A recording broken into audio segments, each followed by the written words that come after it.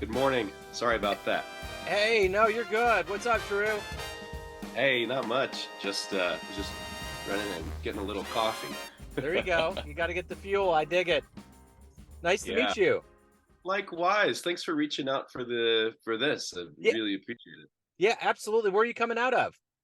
I live in Greeley, Colorado, which is about an hour north of Denver. Okay. Yeah, I went up to Castle Rock this summer. Took little John Oh up there. yeah. Yeah. Yeah. That's not too far. Well, 2 hour drive south or so. Yeah. Lovely, lovely place. Yeah, I'm landlocked here in Kansas City, so there's nothing to look at. I mean, the best thing, I guess, because it's Thursday night, is we got Mahomes. So, um, There I, you I go. There you go. I feel sorry for you guys with having to deal with Russell Wilson and all of that. That is the most bizarre thing in sports. It really is, man. Like who would have ever looked the year in and said this guy literally can't chew gum and walk? Like like how did it happen? Man, it's one of life's great mysteries. I guess it's like the Dodgers not making the playoffs. Like just like what just you don't who knew? Right, exactly, exactly. And I'm a Like I'm from Southern California. I'm a diehard Angels fan, and I'm still like, come on, Dodgers, what are you doing over there? I can't figure it out. And how much fun would that be to see Otani and Trout and all those guys in a series? Man, that's what I've been hoping for many years now. I mean, I remember when I was a kid and they won in what was it 2002, their first title, and I was like, man, Yeah. this is awesome. I've stayed with them ever since. I haven't abandoned them. So what can I say? Well, I'll tell you what, in 14, when the Royals matched up with them, they were the top team. And we they thought we were going to come in because we had that miraculous wild card game and we were just Yep. going to get swept. But those guys just ate Superman pills and that was it. It was the game over, lights out, man. So, well, cool. Well, we got some good things established here, and I want to begin everything before we get into reunion with how did you survive as a musician through the whole pandemic period, and how did it change you? Wow. Well, the change is very apparent. I was incredibly fortunate during the pandemic to have my gig at the university. So this is my sixth year at the University of Northern Colorado teaching jazz composition, and that's how I survived. And I was incredibly fortunate because I had friends on both coasts. I went to school in Texas and have North Texas to have a lot of friends there, and man, yeah, it was a rough time.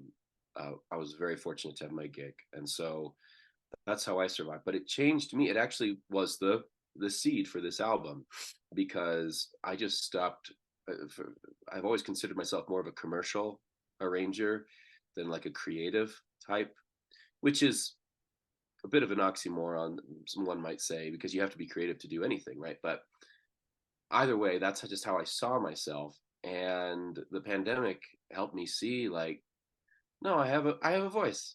I have something I can offer the world, and and it's okay that it's not this dark Brookmyerian modern jazz thing. I'm a happy guy generally, and my music is joyful. Yeah. And so the pandemic helped me embrace that and give clarity to my voice and my vision. And it gave me the confidence to say, no, you know what? It's time to put out an album of music that's joyful, happy, and explores a lot of different sides of that, and brings our community back together after this pandemic. Hence why it's called Reunion. It's interesting because, Miles Davis's big quote was, it took him years and years to find his voice. And, it can be confusing to a lot of people because if you're playing an instrument, you have a voice, but it's deeper than that. I think maybe the pandemic accelerated that because I know here in Kansas City, there was one long standing Hammond B3 player that literally was lost and didn't know it, like really had to make an album to just kind of confirm that he is a musician. And I mean, Mm, it's like Michael Jordan saying, "I had to pick up a basketball to confirm that I'm a player." And it's like, are you kidding me? You're a legendary guy. But we all have egos. We all have these senses of self. So it sounds like you found your purpose and followed you probably more tightly than you thought you would. yeah, no, I'm incredibly grateful for it, and yeah, this is just the first one of the first steps for me. Um, so I'm really proud of the project and grateful for what I had during the pandemic to be able to reflect on that and everything. So So ultimately, at the end of the day, the idea of making an album is that you're going to have people and ears and those that are going to be moved by it. What are you ultimately hoping the listener gets from Reunion? oh man, joy, joy. Um, there's and joy is a big word. It doesn't mean happy to me. It's a sense of deep satisfaction. And that might mean, and sometimes it means humor, and sometimes it means joy amidst pain, and sometimes it means just ecstatic. And so but to me that's the overall, because reunion is a positive word. It's a Yeah. joyful word. It is a coming back together, and that's what we did, because this was a coming back together for students, faculty, professionals, and old friends of mine from North Texas days, coming back together, making some music. And even my old mentor, John Clayton, who came in and produced the session. So it was a reunion on multiple levels. And so that's what I hope the listener gets, is joy and a smile on their face after hearing this. So, And it's weird to even talk now because I remember I did so many interviews over the pandemic where we didn't know when it was going to end. And if it yep. did end, it undulated into some new variant. So the fact that we're even right now talking about all of these things happening, yeah, I mean it's wild, isn't it? I mean, it all seems like a dream that just kind of melted together in some Dali thing, you know. Yeah, So right, right. No, it was it was so strange. So damn strange. yeah, it most certainly was. So let me ask you this. How did this journey into the music and more specifically jazz begin for you? Where were you born and raised, and how did it all start? Yeah, yeah. I was born in Little Rock, Arkansas, but I was raised in Southern California, and didn't have a musical family. But my parents uh, reportedly said that I told them when I was 3 that I wanted to learn every instrument in the world. And so I started on the piano and did classical piano till I was from 5 to 18, and then picked up saxophone because I listened to smooth jazz in the back of my mom's car, living in Southern California. Um, Moved to Belgium with the whole family when I was 12 and lived out there for 6 years. Continued studying music, knew I wanted to do this for a living. Moved to North Texas with the goal of making the 1 o'clock lab band, and then got the writing bug there big time. So I was primarily a saxophone player at the time, and then said like, oh my God, you can write for these guys, and I wrote for every band that I was in. And then I had the incredible Rich DeRosa teaching me down there, who worked with Jazz at Lincoln Center and was the chief conductor of the WDR Big Band for several years. And anyways, I owe him so much. And that's where I also got connected with John Clayton, who I owe so much as well.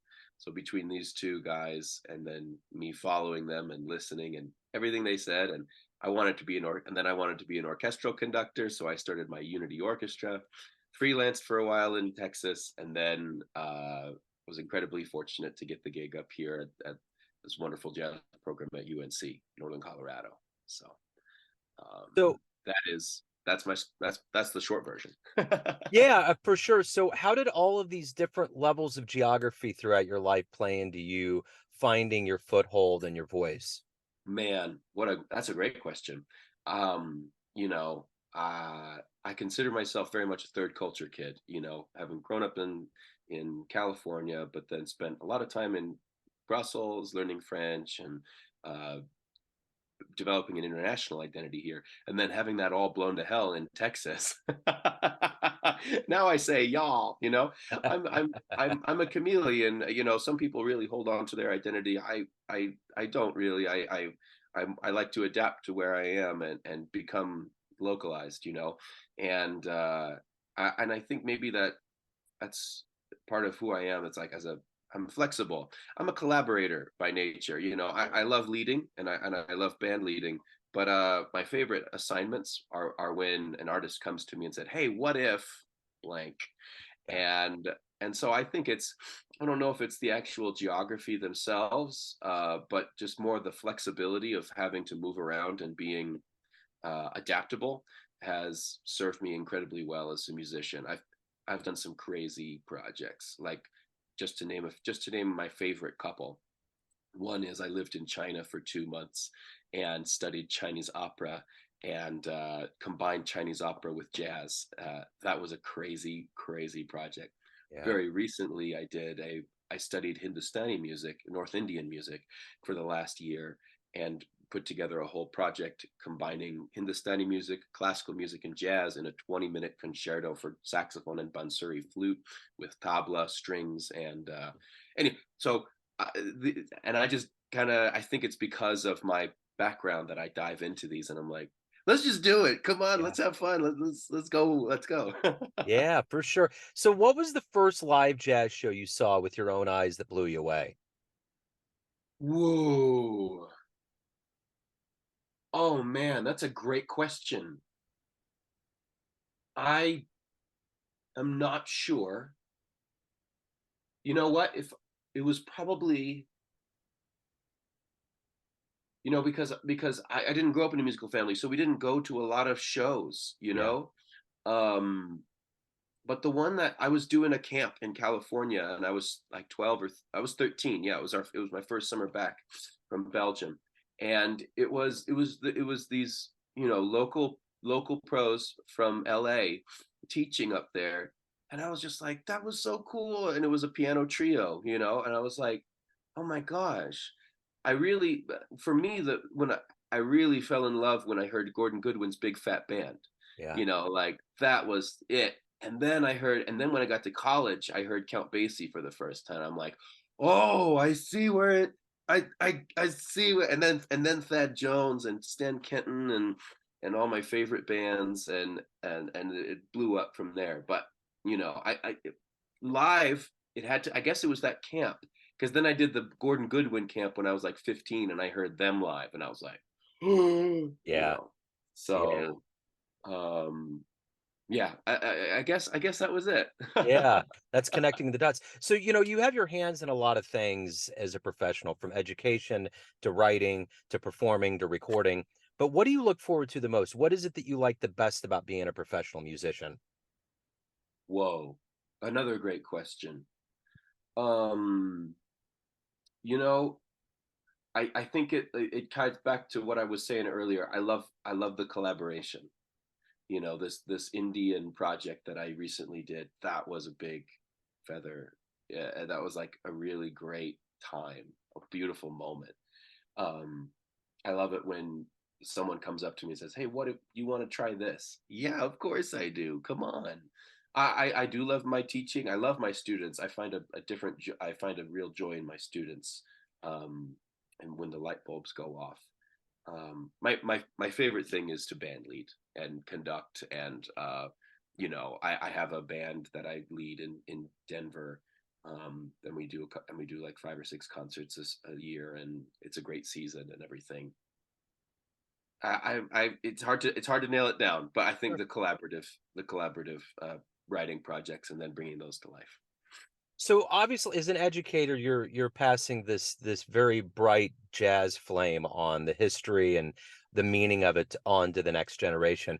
So I'm curious, you had mentioned John Clayton. You've been around a lot of veterans and esteemed players over the years.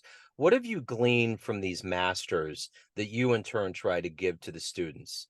Oh wow, wow, that's good. Um, Well, as a chameleon, I just try to quote them as much as possible. I am just the conduit. I'm not the source of information. I'm just trying to pass it along. And so what do you know I I like to in my composition private lessons. I believe it's a balance of what I want them to get in a particular moment. It's like, oh, we're looking at these bassy voicings. Oh, we're looking at the rhythms of Thad Jones. Oh, we're looking at whatever. But then it also has to be student led. So like a 50-50 approach is what I like. I can't make them do anything. They have to come and continue and keep feeding the meter, you know. Um, a couple things that just come to mind right away. One is I always try to tell the student, like a lot, especially the really talented students, will try to go for something that they're not ready for. And something that John Clayton always says is write for the level that you're at. And or do the project at the level. Don't try to do a Chris Potter transcription if you haven't checked out Chet Baker yet. You know, um, I think it's like I see myself more as a guide than like a teacher. It's like, hey, try this, Yeah. try this, try that, and that's what, and which was John Clayton's approach. It wasn't like, no, you got to do this, this, this, this, this. It's like, no, because every student's different, and every student's background is different, and their strengths are different, and so you want to support. It's incredibly individual. It's very much an apprentice. I take an apprentice mentality rather than that of like a teacher. You know what I mean? And and what John and Rich did for me was give me opportunities as a grad student. And so when I was ready for it, they would say, "Hey, Drew, I'm too busy for this. Why don't you take this assignment?" Yeah, and then we would work on it together. Yeah. And it's it's like the master clay maker, and hey, I need you to make this vase. Oh no, try this, and Yeah. so they're doing it through me, but I'm getting to do it myself with my hands. And so I get to, and I do that for my students now. um and that's the joy of it, really. I guess I don't know if that answers your Yeah, question, it but does. Totally does. okay. Nails it. So why do you love jazz? um it's, well, I mean, to get back to that, it's joy. First of all, it's a joyful music. It's a the right it came out of you know difficult circumstances, particularly for our uh, black brothers and sisters who were coming out of just a lot of different problems when the music was coming around. And yet it's a joy despite that, like the blues is a lament, but it's also a cry. But it's also a joyful, it's so nuanced. So I think I felt that in the rhythm and the harmony and the melody. It always moved me as a kid. I also love classical music. When I was 10 or whatever, I would conduct a Beethoven along with the recording or whatever. But no, the dance of the ride cymbal, the um, beautiful melodies and harmonies. I'm a sucker for large ensemble music. I Yeah. love it's not a feeling of power, it's a powerful feeling, Yeah. just the impact of all the big band just slamming you in the chest. God, that's one of the that's makes you feel alive. Yeah. And I think that's probably just and then from there exploring the nuances, Yeah. you know. Um yeah. You ever get fission? It's or frisson when it's like a musical orgasm. You Oh know, yeah. Yeah. Yeah. yeah, yeah, yeah. I chase that, man. Yeah. I Yeah. chase that when I write, and I chase it when I listen. Like, oh, yeah, it's good. Come Yeah. on. And so when I try, like that's just and it doesn't always have to come from loud stuff, but it often does. Right. And that's just that's a high that I try to chase. Oh yeah, for sure. So Yeah. if we get off the phone and a time machine pulls up in front of your house and you can go anywhere in the history of jazz and see one performance, where are you going? Ooh, wow.